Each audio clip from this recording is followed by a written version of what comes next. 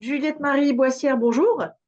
Bonjour Vous êtes Julie. conseillère en orientation scolaire au sein du réseau Ton Avenir. Vous officiez à Saintes, c'est en Charente-Maritime, mais vous avez aussi une précédente carrière, si je puis dire. Oui, donc je suis également coach certifié. Je fais de l'accompagnement professionnel ainsi que de la formation. Et avant cela, j'étais formatrice en centre de formation pour apprentis et développeur de l'apprentissage.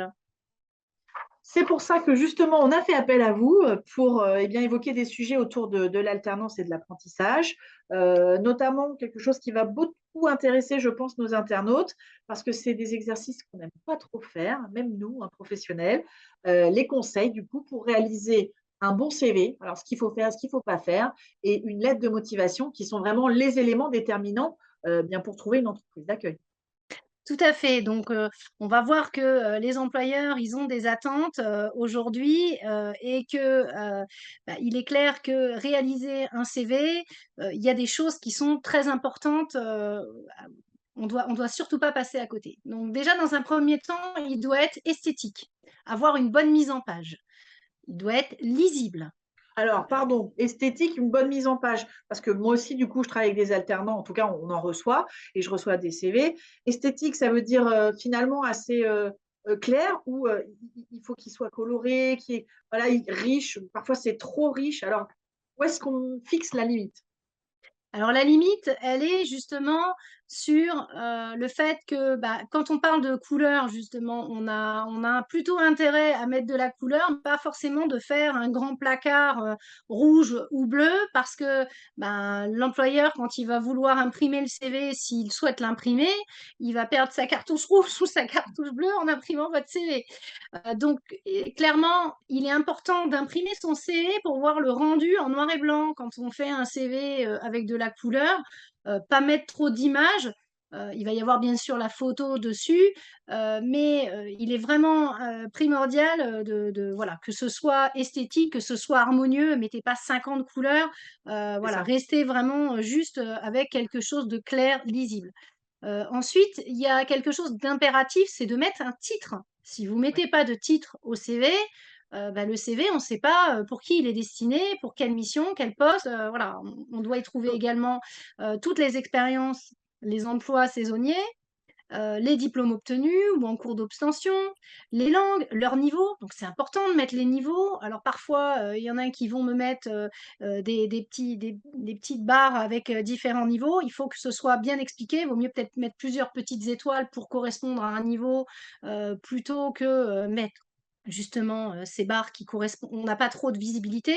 ouais. Et puis les langues, on a besoin de savoir si c'est, un niveau A1, C1, c'est pas du tout la même chose. Ensuite, les permis. Alors, je mets les permis parce que des fois, il y a des jeunes qui ont, plusieurs types de permis, bateau, ça peut être bateau parce que voilà, moi je suis près de l'océan, donc il y en a qui ont des permis bateau, qui ont cette chance-là, mais ça peut être, moto, ou justement, un véhicule. Là, l'idée c'est de savoir, que le jeune, il pourra venir, en entreprise facilement. Il a un moyen de locomotion. Alors c'est pareil, préciser si vous avez un véhicule pour venir en entreprise, ça peut être aussi, quelque chose d'important. Heu, Pareil, vous pouvez mettre vos stages, détailler vos missions. Vous pouvez y intégrer des activités associatives, vos soft skills, hard skills, math skills, donc il faut être capable de les distinguer. C'est-à-dire que les math skills, ce sont des compétences atypiques, des choses que d'autres n'ont pas. Les, savoir-faire professionnels, donc là, on est plutôt sur les hard skills et ensuite les soft skills, c'est le savoir-être, ce sont des compétences, Très important. personnelles. N'hésitez pas à y mettre vos centres d'intérêt. Je précise que c'est important parce que, un centre d'intérêt, quand un recruteur va voir un centre d'intérêt commun, avec lui, il va avoir envie de vous rencontrer. Si vous êtes amateur, de pêche ou, que vous êtes, amateur, Échec. de golf, de tennis, ou autre ou d'échecs, ça peut être intéressant. Le recruteur va se dire: «Ah tiens, moi aussi j'ai envie de le rencontrer, lui par rapport à tel profil, il y a ça comme moi et j'ai envie, d'aller, faire cette démarche». La photo, surtout pas de selfie. attention à ça. On n'est pas obligé de mettre de photos. Il y en a qui sont pas à l'aise avec Voilà, ça, ça. c'est surtout la grande question. Bon, On n'en met pas. On sait qu'il y a des modes, par moment, il faut en mettre, parfois, il faut pas en mettre. Vous, votre conseil, c'est d'en mettre une. moi, j'en mets une. Je prends l'exemple. Vous voulez recruter, vous êtes chef d'entreprise, vous voulez recruter, quelqu'un qui va être à l'accueil. Bah, vous avez envie de voir la présentation, bah, la photo, elle présente la personne et si justement il y en a qui commencent à imaginer que, bah, on va avoir de la discrimination, sur la photo, bah, vous imaginez bien que quand vous arrivez en entretien, il y a de la discrimination encore plus et ben vous avez perdu du temps. Si le recruteur, il a pas envie de recruter une personne comme moi qui est blonde parce que, ça fait partie de ses critères et qu'il le voit sur la photo, c'est immédiat. Au moins, ben voilà, il m'a pas recruté parce que, c'était comme ça et on gagne du temps. Alors après, voilà, Oui, je pense que c'est la un photo, élément ce qui est important. important surtout, c'est un élément important, mais c'est surtout ce qu'il faut se dire, c'est que la photo, quand on fait, des sessions de recrutement en tant que recruteur, qu'on a passé une après-midi, qu'on a vu une vingtaine de candidats, on reprend la liste des CV et quand on voit les photos, on se souvient de qui on a vu, on gagne du temps quand on recrute, ce qui est Ouais. sympa aussi, si on voit la personne avec le sourire, bah, ça donne aussi envie, aux recruteurs, d'aller démarcher. Moi, je sais que quand je faisais, du tri de CV, enfin de sélection parce qu'il m'est arrivé de faire, du recrutement, clairement, j'avais plus de tendance à choisir, des profils quand il y avait des photos parce que je trouvais que c'était sympa et que ça dévoilait une partie, de la personne. C'est une Je curiosité reviens humaine su naturelle, hein, je pense de vouloir, exactement. savoir à qui s'attendre, hein. Oui, oui. C'est ça. Alors, pour ceux qui sont pas à l'aise avec la photo, vous pouvez la mettre en noir et blanc, vous pouvez mettre un filtre. Vous avez sur les appareils photo, sur les téléphones, plein de filtres possibles. Alors, quand je parle de filtre, c'est justement, ben voilà, quelque chose qui Pas les arrange, oreilles de lapin. non, non, surtout quand je parle de filtres, c'est pas des filtres avec des choses autour, mais il m'est arrivé, moi, des fois, de faire des photos, enfin des photos, où je me trouvais mieux en noir et blanc et je rajoutais un filtre et ça changeait, un peu l'apparence. Bon, voilà, c'est toujours vous, mais des fois en noir et blanc ou en sépia, ça peut passer, Je préfère. complètement différemment, sur un CV, faut pas hésiter à le faire. Alors, il doit tenir sur une page. J'allais vous le dire, Attention. mais ça fait beaucoup finalement, Juliette Marie, tout ce que vous déjà voilà, tout ce que vous venez de nous dire. Je me dis: «Le CV, il va faire 3 pages». Eh bien non, on doit justement travailler la mise en page, on doit avoir un ordre chronologique des expériences, on doit aussi surtout vérifier les fautes d'orthographe, le faire relire. Voilà, toutes ces choses-là sont très importantes pour que vous puissiez avoir un CV qui soit lu, sachant qu'un CV, il est lu en quelques secondes par un recruteur. Il va avoir une façon de regarder le CV d'une manière très rapide, c'est-à-dire que s'il n'y a pas de photo, qu'il y a pas de titre, que les expériences, on voit pas rapidement ce que vous êtes capable de faire, les points communs que vous pouvez avoir avec lui, ben, qu'est-ce qu'il va faire? Il va passer au CV suivant. Donc, ben, un CV bien présenté, qui est sympa à regarder, et qui fait la différence, ça compte. Je reviens juste sur Très le important. titre. Le titre, on met le type de poste que l'on recherche en alternance ou on met le type, le nom du métier, que propose l'entreprise et qu'elle évoque dans une annonce, par exemple, et à laquelle on répond? Ou on met vraiment le titre du CV, le type de poste, de fonction, de métier recherché? Bah, vous pouvez mettre, le type de métier recherché, pour une formation, en alternance, pour un BTS en alternance, par Alors c'est exemple. ça le titre, OK. C'est Voilà. poste de, marketeur junior, je vous dis n'importe quoi, dans une entreprise, cosmétique. OK. Quelque chose Voilà, ou ça peut être, community manager et vous mettez la formation, si c'est un master, derrière, qui est dans le digital, et puis vous mettez l'école, enfin vous précisez. Alors d'accord. bien sûr après, ce qu'il faut, quand on met son CV, on doit accompagner cela d'une lettre de motivation. Bah, justement, je vais vous donner des conseils pour la lettre de motivation, à Allons-y. présent. Donc, là, l'idée c'est que la lettre de motivation, elle doit parler, de l'entreprise. Ensuite, on doit y présenter donc ses propres expériences. Les diplômes, on peut, les préciser, rapidement. Après, le CV va quand même, donner plein d'éléments. Donc l'idée, c'est pas de reprendre dans la lettre tous les éléments du CV, hein. Vous devez pas raconter, pareil, ça doit pas faire 5 pages. L'idée, c'est d'avoir une lettre rapide, efficace, Dedans, on peut y retrouver donc, ben, les soft skills, les hard skills et les math skills, comme on a vu juste Oui, avant, oui. avec, une forme de politesse, qui doit être adaptée, alors si vous mettez, madame, au début, de la lettre de motivation, souvent, les jeunes, des fois, ils font beaucoup de lettres de motivation, ils reprennent la même lettre et Mais on a oui, madame en haut et après on a monsieur en bas. Alors là, attention, ça, c'est des ou petites erreurs, c'est des choses qui même pardonnent pas. même nous, On sur le site, et qu'on reçoit nous aussi des CV pour des gens qui veulent venir travailler en alternance à Studyrama, et le contact c'est Julie Mleczko, c'est moi, et qu'on écrit: «Bonjour monsieur», bon, bah, voilà, voilà, c'est dommage, mais tout de suite, c'est un petit peu rédhibitoire. On se dit: «Non, il ne sait plus à qui il écrit», mais bon, on sait qu'aussi ils les font, en effet, ils en font beaucoup à la suite, bon, pas Complètement. évident. Donc après, il est important, de cibler la personne, avec qui, on a envie, de travailler. Donc ça, pour ça, vous pouvez vous faire accompagner, nous, les conseillers, c'est vrai qu'on a l'habitude, d'accompagner les jeunes, dans leur démarche, de candidature. On fait des préparations, aux entretiens, d'embauche également et on aura une vidéo, justement pour parler, de l'entretien, d'embauche également. Donc là, l'idée, c'est, de, penser à la mise en page, de l'aération du texte. La police de caractère, elle doit être lisible. Vous imaginez bien quelqu'un qui écrit tout en italique, bon, bah, à un moment donné, le Non, lecteur, non, il c'est va se pas perdre. Pareil, écrivez pas en 16, c'est en police de caractère, il y en a, ils se disent: «Bah, tiens, si j'écris gros, bah, j'aurai moins à rédiger».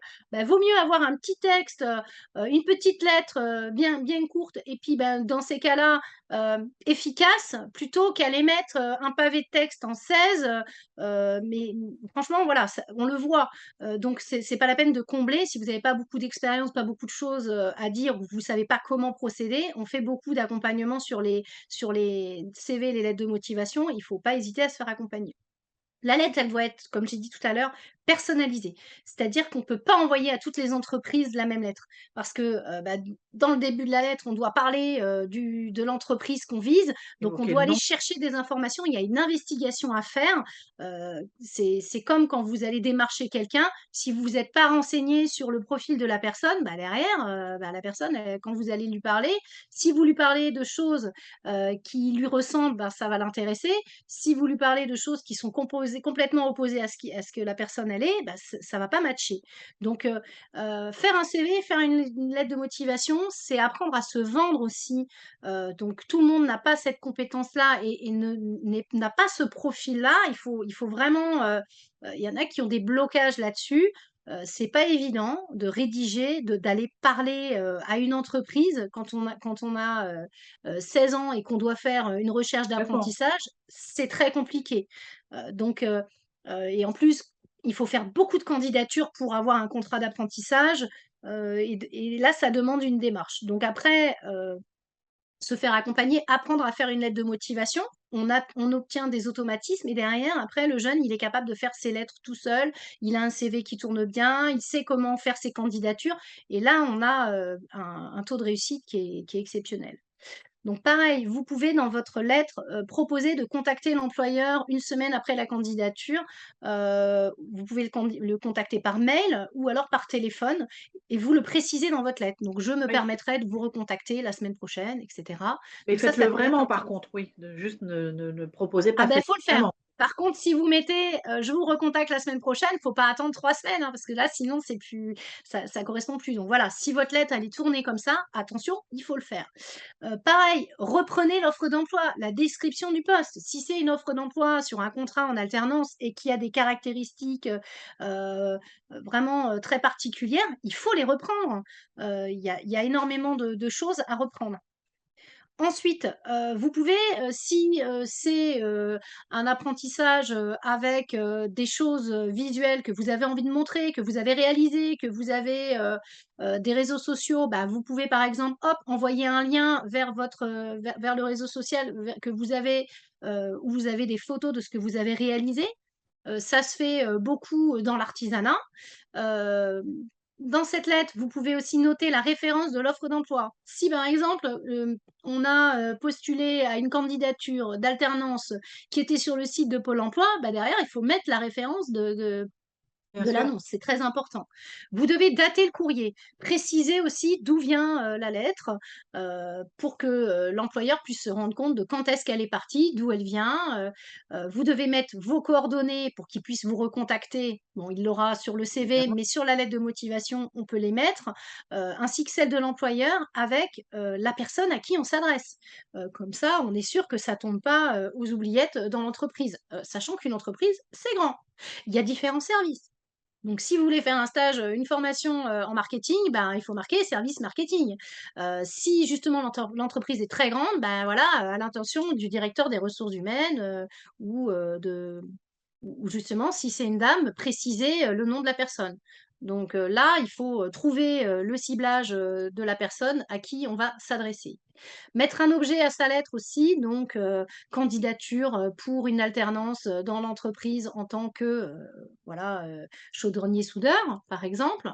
Vous devez la signer votre lettre. Alors elle n'est pas obligée, d'être manuelle, contrairement à il y a quelques années. Ah Vous oui? pouvez la faire, vous pouvez la faire, heu, donc vous pouvez la taper, à l'ordinateur, mais vous pouvez la faire aussi manuelle. Ça dépend après, vraiment, si c'est marqué que, dans l'offre, d'emploi, qu'il faut que ce soit une lettre rédigée à la main, bah, là, il faut le faire. Ah oui. Mais, sinon, vous pouvez la faire de manière digitale et ensuite l'envoyer, faire signer, la Mmh. scanner et l'envoyer. Donc ça, c'est vraiment, alors c'est le fait d'envoyer de manière digitale, on gagne du temps, on gagne de l'argent parce que le mail, ben, il est rapide, il est efficace. Vous pouvez aussi mettre un accusé de réception pour être sûr que c'est bien arrivé à la personne à laquelle vous avez envoyé votre lettre, alors que quand ça arrive par la poste, bah, on n'a pas toujours, ce retour de lecture immédiate. Voilà, et puis, bah, refaire lire sa lettre, à un proche, c'est Ouais, très c'est important important. également. Il faut être très organisé quand vous faites des candidatures. Vous devez noter chaque entreprise, que vous avez contactée, et les retours. Vous devez, persévérer et il va falloir des dizaines, des centaines de candidatures, dizaines si c'est très ciblé. Vraiment qu'on a fait une recherche, une énorme investigation, qu'on sait qu'il y a une offre d'emploi, on répond à 10 offres d'emploi, d'alternance. Donc là, effectivement, on est, peut-être plus sûr que si on envoie dans une entreprise en candidature spontanée, et vous devez être très motivé, heu et ne rien lâcher pour pouvoir avoir des résultats, derrière, parce que, bah, il va falloir faire beaucoup de candidatures. Je me suis retrouvée parfois en centre de formation pour apprentis avec des jeunes qui avaient fait 400 candidatures avant de trouver. Oui, Mais ça parce arrive, bien sûr. qu'ils avaient fait, des lettres de motivation qui étaient, envoyées, à tout le monde et derrière, quand c'est comme ça, ben, c'est pas personnalisé, donc là, on perd du temps. Donc si vous voulez être rapide, efficace, ciblez, les personnes à qui vous écrivez vos lettres de motivation, enfin vo à qui vous envoyez votre candidature. Pensez aussi à joindre également la plaquette du centre de formation. Vous mettez votre CV, votre lettre et la plaquette. C'est très important de rajouter la plaquette parce qu'au moins, alors si c'est en PDF, vous avez la plaquette en PDF et voilà. Et donc si vous ne mettez pas de lettre de motivation, bah, vous allez quand même devoir rédiger un mail, De qui toute accompagne façon. votre CV. Dans tous les cas, vous allez devoir rédiger quelque chose. Finalement, on se rend compte que, trouver une entreprise et faire les démarches, le CV, les lettres de motivation, c'est déjà un petit job en soi, en fait. D'où la demande d'organisation dont vous parlez, un tableau, un suivi, et cetera. Faut vraiment pas prendre ça à la légère, en effet. Tout à fait. C'est-à-dire que si vous êtes recontacté, par un employeur, que vous avez, contacté il y a un mois, il faut vous souvenir que vous avez envoyé des candidatures. Il faut vraiment aller vérifier, quand est-ce que j'ai candidaté? Est-ce que j'ai relancé? Et puis, derrière, bah, vous allez avoir l'entretien. Parce que bon, on fait un CV, on fait une lettre et après on a l'entretien. C'est pas parce qu'on a reçu une réponse positive, à un CV, une Que lettre de tout est motivation gagné. que tout est joué. Parce que là, l'entretien, c'est encore une autre affaire. C'est très important. L'entretien, c'est ce qui va déclencher, le contrat. On a rarement un contrat sans entretien, hein. C'est clair que c'est pas parce qu'on a envoyé un CV, une lettre que derrière ça match. Donc, c'est la première démarche. Derrière, l'entretien va être très important. Juliette Marie-Boissière, merci pour ces précieux conseils parce que voilà, comme je disais au début, ce sont des exercices pas simples, les CV et les lettres de motivation. Donc là, je pense qu'ils ont déjà, les jeunes intéressés pour une formation en alternance ont déjà pas mal de bons tips à utiliser. Merci beaucoup. Merci, à bientôt. À bientôt. Au revoir.